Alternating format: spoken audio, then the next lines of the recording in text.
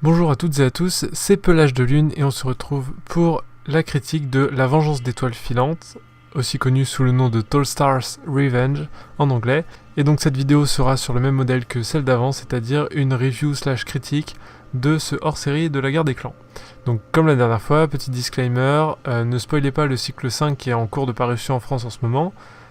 Car ça n'a rien à voir avec ça et je l'ai pas lu personnellement et il y a peut-être d'autres gens qui vont regarder cette vidéo et qui n'auront pas lu le cycle 5. Par contre, je vous conseille de lire La Vengeance d'étoiles filantes avant de regarder cette vidéo parce que je vais spoiler ce hors-série, voilà.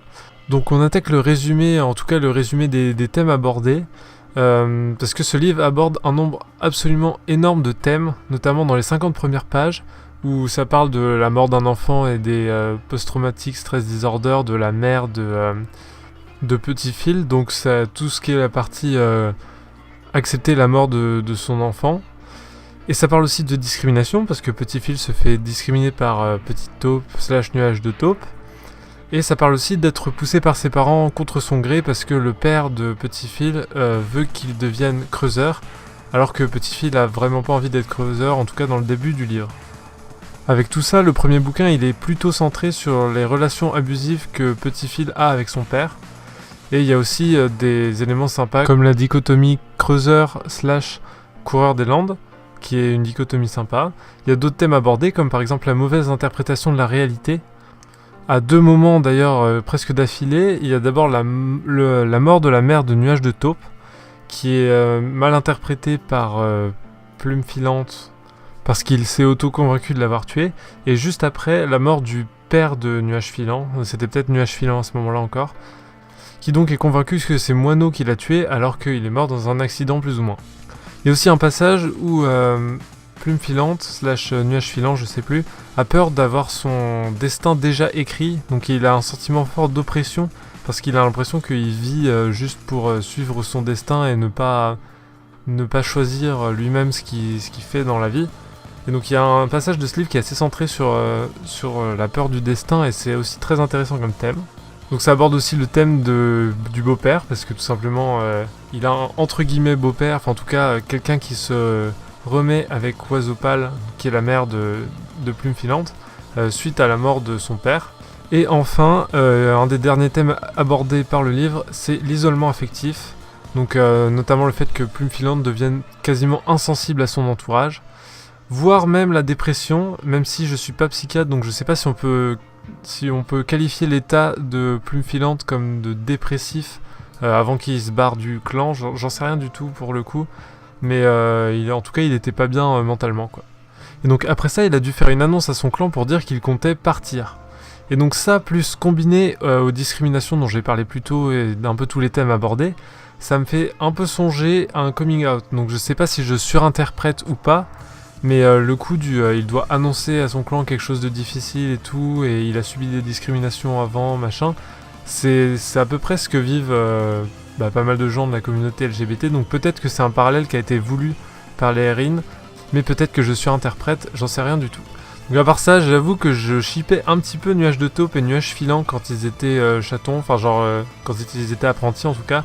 Je me disais que malgré l'animosité qu'ils avaient, ils pourraient se réconcilier, mais bon c'est un peu tombé à l'eau quand ils ont commencé à se battre pour leur pour leur évolution de guerrier, où ils ont commencé à littéralement se battre à sang et tout, et je me suis dit mon ship tombe à l'eau. Mais après s'être barré du clan, de toute façon il trouve Caramel, et toute la partie en mode j'ai pas envie qu'il parte, blablabla, et avec ça je comprends que les 3/4 du fandom ils les ship ensemble. Surtout avec la tonne de sous-texte qu'il y a, notamment le moment où Rina fait un truc un peu implicite en disant qu'elle a envie de sortir avec Plume Filante, et que Plume Filante regarde Caramel d'un air gêné. Ça c'était vraiment, ça voulait tout dire quoi ce moment. Donc ouais, au début je croyais que le fandom extrapolait la relation Caramel et Plume Filante, mais en vrai c'était quand même vachement obvious quand on lisait le livre, surtout plus on avançait plus c'était obvious. Après je sais pas, je suis pas allé regarder est-ce que cette relation a été canonisée par les RIN, mais de toute façon même si elles l'ont canonisée après avoir posté le livre, elle n'est pas canon dans le livre en lui-même, donc je la considère pas comme canon dans cette vidéo en tout cas. Mais c'est une relation qui est quasiment évidente quoi.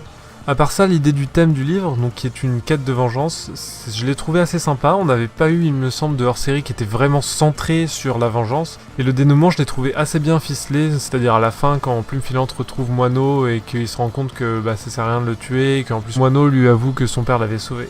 Donc voilà pour ce qui est un petit peu du résumé / tous les thèmes qui ont été abordés dans le livre. Maintenant, je vais pouvoir passer à la partie avis.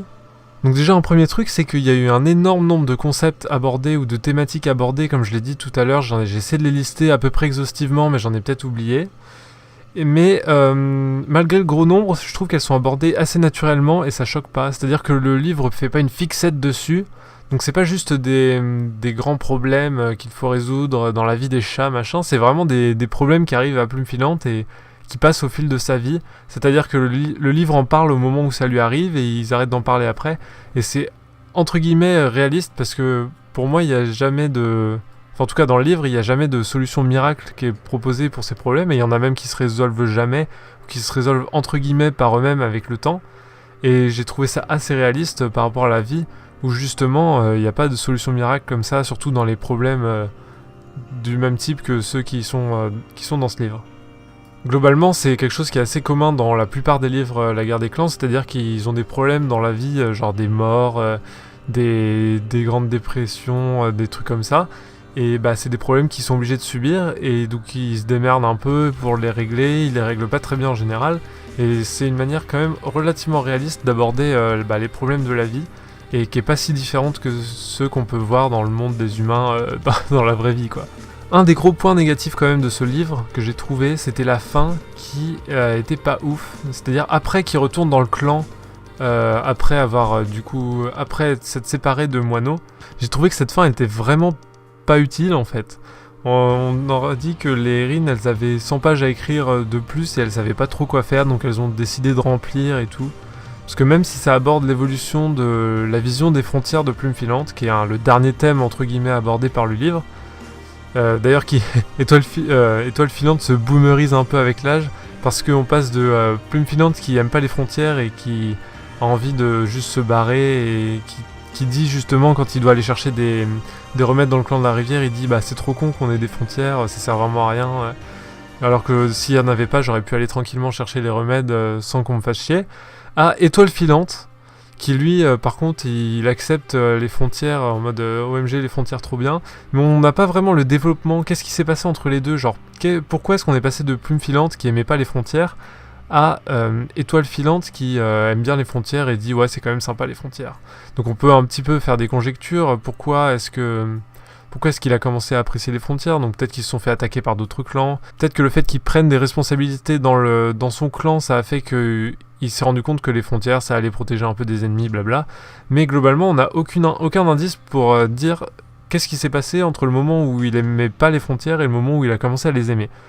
Donc voilà, il s'est boomerisé, c'est comme ça, dans les 100 dernières pages du livre, et on sait pas trop comment. Donc voilà, à part ça, ces 100 dernières pages, je les ai pas trouvées super intéressantes. C'est-à-dire que tout le coup de l'apprenti et tout, petit sot qui devient un nuage fou, je crois, ça... Ok, c'est intéressant, c'est sympa de savoir l'histoire de Nuage Fou, machin, quand il était petit, mais ça apporte vraiment rien dans le développement, j'ai trouvé en tout cas, de Plume Filante, à part juste que sa chef l'a accepté en tant que membre à part entière du clan, machin, mais en vrai, je sais pas vraiment, ces 100 dernières pages, elles m'ont laissé un peu... je sais pas trop quoi en penser, en vrai. Donc, pour finir et pour conclure, je dirais que c'était un bon hors-série, La Guerre des Clans, surtout dans la partie... quête avec Caramel, et la partie avant aussi, toute la jeunesse de Plume Filante et sa quête ensuite avec Caramel pour retrouver Moineau. La partie quête de vengeance était très bien, donc le hors-série en général il était sympa. Encore une fois la fin bof quoi. Et bon, c'était pas le meilleur hors-série La Guerre des Clans bien sûr, mais c'était un hors-série qui était assez qualitatif et je le recommanderais totalement si ça vous intéresse de lire un hors-série sur Étoile Filante. Merci d'avoir regardé cette vidéo, on se retrouve pour la prochaine vidéo qui normalement devrait être des vidéos sur le cycle 5, parce que, je vais faire une vidéo par livre du cycle 5, je les ai déjà lus mais j'ai envie de reprendre les vidéos d'analyse de livres au début d'un cycle, donc je vais relire les livres du cycle 5 et je ferai une vidéo d'analyse par livre. Du coup ce sera sans doute un petit peu plus court que ce qui se passe dans les hors-séries, bien sûr j'aurai moins de choses à parler. Donc merci d'avoir regardé et je vous dis à la prochaine, salut!